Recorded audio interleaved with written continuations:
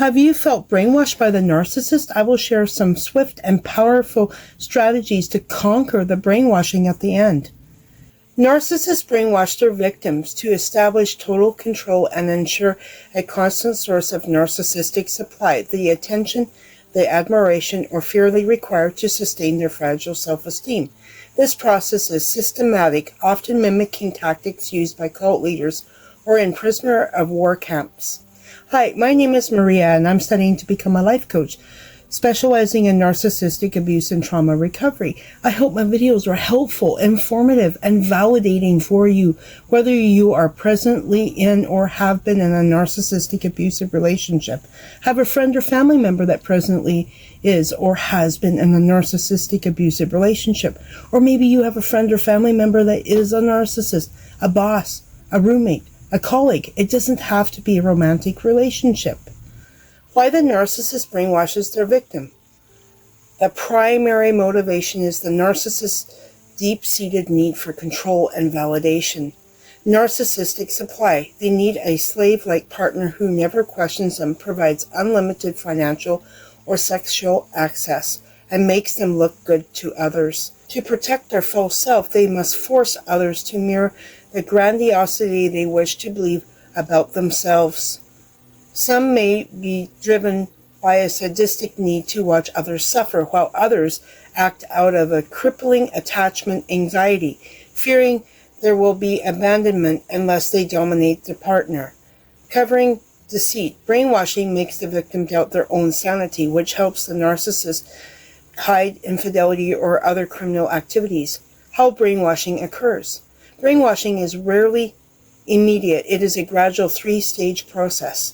Stage 1, idealization, love bombing. The narcissist showers the victim with excessive affection and compliments, creating a biochemical high which involves dopamine and endorphins. That makes the relationship feel addictive. False intimacy. They mold themselves into the victim's soulmate to build a deep trust. Stage 2, devaluation, which is the breakdown. Gaslighting. By denying reality and twisting the facts, the narcissist forces the victim to doubt their own memory and judgment. Isolation. They cut the victim off from family and friends, the very people who might point out the abuse, leaving the narcissist as the victim's only source of truth. Precepticide. The narcissist overwhelms the victim's opinions to the point where the victim loses the capacity to know their own perspective. Physical depletion. In some extreme cases, they may use sleep deprivation, manipulation, or drugging to weaken the victim's mental defenses. This makes me think of my worst abusive relationship. I had to earn the living to support both of us. I worked full-time, and he would keep me up all night to serve him, and then I would have to go out and work the next day. I was completely depleted physically and suffered from chronic fatigue. Stage 3, discard and trauma bonding. Through intermittent reinforcement alternating between cruelty and kindness, the victim becomes psychologically hooked, enforcing dependency. The victim begins to believe they are worthless and cannot survive without the narcissist, often being lost even if they manage to leave. In my worst abusive relationship, the narcissist absolutely, completely, and fully brainwashed me. It was like he had a remote control to my brain. I would do anything he asked, even if it was insanely stupid. I thought that I could not survive without him, which was utterly false. Coping strategies. Keep proof of truth counter gaslighting by maintaining a reality log. You can take screenshots of messages or detailed notes taken immediately after conversations to provide objective evidence against the narcissist's false narrative. With one of the narcissists that I was with, I absolutely did this. I screenshotted the text messages that he sent me at the end in the devaluation stage. I went back 4 months after he had discarded me, and I realized how abusive and volatile his messages actually were. I couldn't see it when I was with him. One of my favorite sayings is, when you can't see the forest from the trees. That was absolutely my case. Get expectations in writing for professional or unavoidable personal interactions. Insist on communication via email or text. Create a record that is difficult to manipulate later. The gray rock method. Become as uninteresting as a gray rock. Offer minimal neutral responses to their baiting, stripping them of the narcissistic supply or attention they crave.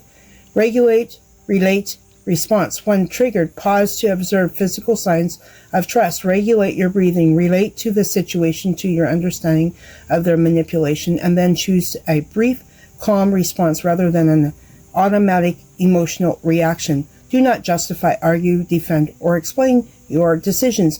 Explaining yourself gives them animation to twist your words. State your decision and stop talking. Rewriting internalized narratives. Label the tactics. Education is a powerful shield, identifying specific behaviors such as love bombing, triangulation, or future faking, which helps you view their behavior as a clinical pattern than a personal failure. This is why I have my YouTube channel. I want to educate others on narcissistic abuse so that it helps others like you understand that it is not personal.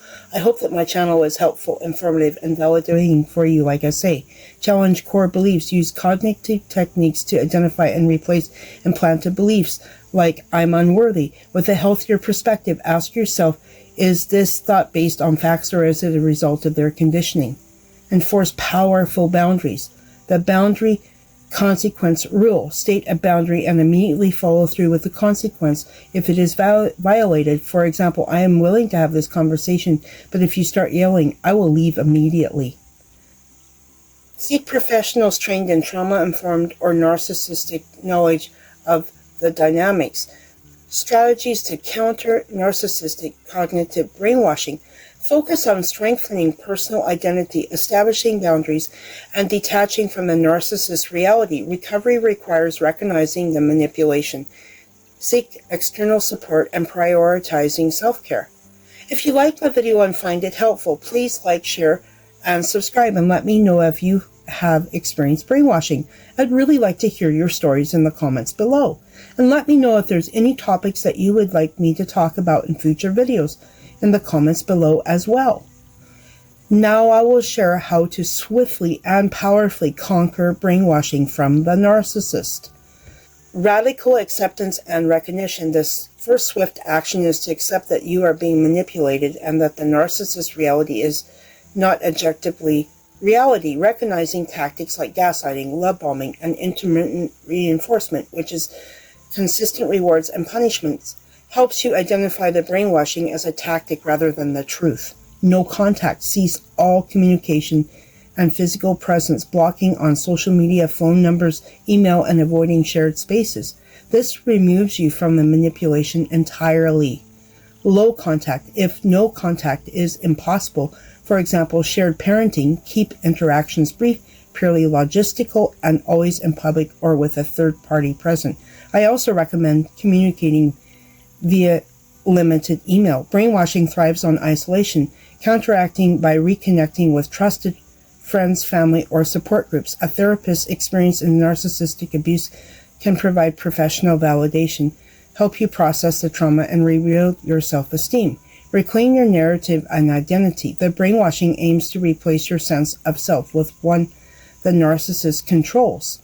Documenting events helps you track the manipulation and remember your own truth. Rely on objective facts and evidence rather than the narcissist's shifting narrative. Use daily affirmations to rebuild self-worth and challenge the negative self-perceptions instilled by the abuse. Prioritize self-care, engaging activities that rebuild your physical and mental strength. This includes adequate sleep, healthy diet, exercise, mindfulness, and pursuing hobbies. Physical well-being directly supports mental resilience against cognitive manipulation. I love to hike and walk in nature. I find this very helpful and self-care in what is described above. I have videos on gaslighting, manipulation, why the narcissist calls you crazy, self-care, and coping emotionally. The links are below in the description and comments. So how do you know if you're being manipulated in this brainwashing scheme? Watch my video on manipulation. I will see you in that video.